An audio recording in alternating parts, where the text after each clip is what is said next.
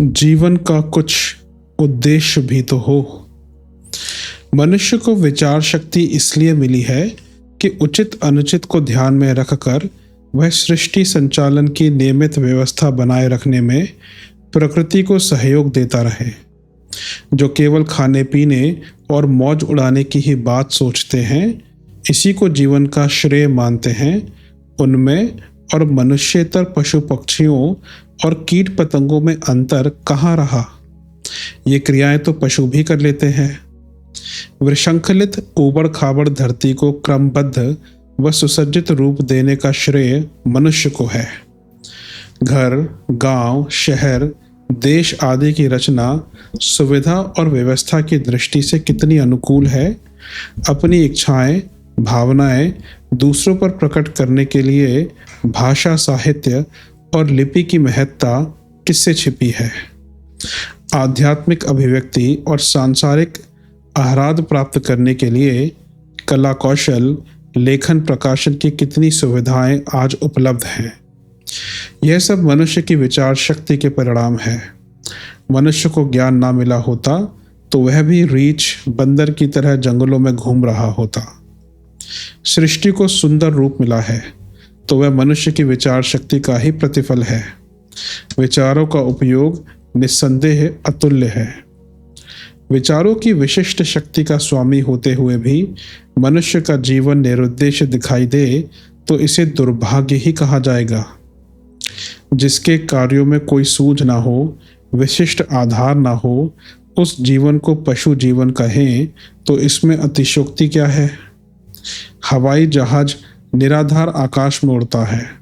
अभीष्ट स्थान तक पहुंचने का उसे निर्देश ना मिलता रहे तो वह कहीं से कहीं भटक जाएगा। कुतुबनुमा की सुई वायुयान चालक को बताती रहती है कि उसे किस दिशा में चलना है। इस निर्देश के आधार पर ही वह सैकड़ों मील का रास्ता पार कर लेता है। प्रत्येक प्राकृतिक पदार्थ किसी न किसी उद्देश्य से निर्मित है। सूर्य प्रतिदिन आसमान में आता है और लोगों को प्रकाश, गर्मी और जीवन देने का अपना लक्ष्य पूरा करता रहता है। वृक्ष, वनस्पति, वायु, जल, समुद्र, नदियां सभी किसी न किसी लक्ष्य को लेकर चल रहे हैं। इस संसार में यह व्यवस्था तभी तक है जब तक प्रत्येक वस्तु, प्रत्येक पदार्थ अपनी अवस्था के अनुसार अपने कर्तव्य कर्म पर स्थिर है। मानव जीवन की महत्ता इस पर है कि हम वर्तमान साधनों का उपयोग अंतर्दर्शन या आत्मज्ञान प्राप्ति के लिए करें। उद्देश्य का मार्ग बहुधा किसी विशिष्ट दिशा की ओर ही होता है। प्रकृति जिस ओर ले जाना चाहे उधर ही चलते रहें तो इन प्राप्त शक्तियों की सार्थकता कहाँ रही। जैसा जीवन दूसरे प्राणी जीते हैं वैसा ही हम भी जिए तो विचारशीलता का महत्व क्या रहा।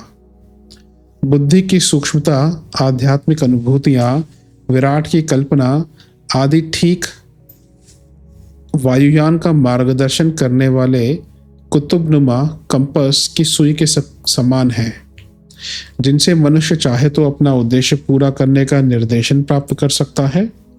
उद्देश्य कभी श्रमहीन और मात्र सांसारिक नहीं हो सकते।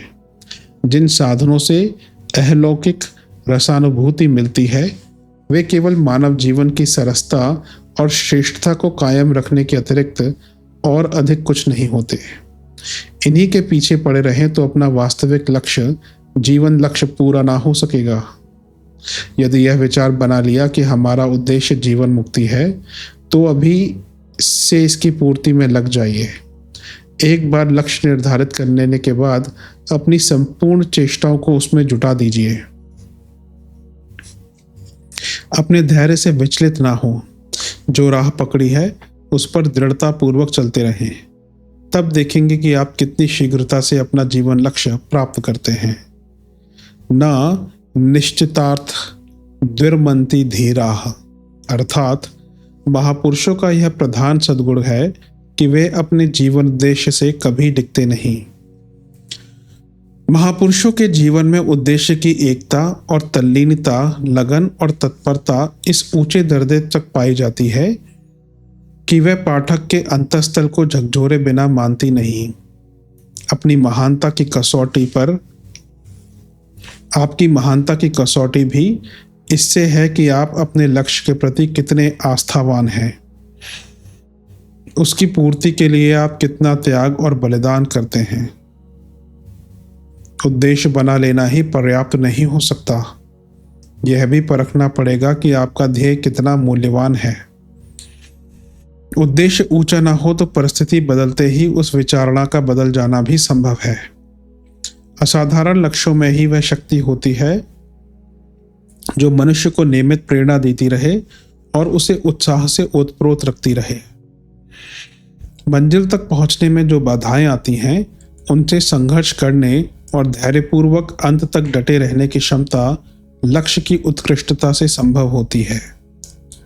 आत्मकल्याण के उद्देश्य की पूर्ति के लिए उच्च गुणों की आवश्यकता पड़ती है। बहुतेरे कष्ट उठाने होते हैं, अपने को संकट में डालना पड़ता है। यह बात सच है कि कष्ट सहन करते करते असाधारण सहिष्णुता उत्पन्न हो जाती है, किंतु आरंभ में मानवोचित साहस का परिचय तो देना ही पड़ता है। लोभ, मोह, मद, मत्सर, काम और क्रोध के प्रबल मनोविकार भी अपना हथियार चलाने से बाज नहीं आते। इन सब आघातों को धैर्यपूर्वक ध्येय सिद्धि तक सहन करना पड़ता है। जो इस दृढ़ निश्चय में दृढ़ हो जाते हैं, देह व पातयेत कार्य व साधयेत, अर्थात सिद्धि या मृत्यु ही जिनका सिद्धांत बन जाता है, वे ही अंत तक लक्ष्य प्राप्ति के दुर्गम पथ पर टिके रहते हैं। ऐसे लोगों को ही सफलता के दर्शन करने का सौभाग्य प्राप्त होता है। इसमें संदेह नहीं है कि जीवन लक्ष्य की प्राप्ति कठिन प्रक्रिया है, किंतु इस प्रकार के उद्देश्य संरक्षण से ही मनुष्य का नैतिक विकास होता है। जो अपने शरीर और मन को कष्टपूर्ण कसौटी पर भली भांति कस लेते हैं, उन्हीं का चरित्र उज्जवल बनता है। नैतिक विकास और चरित्र संगठन ही आध्यात्म का विशुद्ध उद्देश्य है। विकारों को दूर करना और सद्गुणों का अभिवर्धन ही धर्म है। इसलिए आध्यात्मिक, धार्मिक एवं नैतिक विकास के साधनों को सर्वप्रथम अपना जीवन लक्ष्य निर्धारित करना चाहिए। उद्देश्य की आंच पर तपाई हुई आत्माएं ही संसार का कुछ कल्याण कर सकती हैं।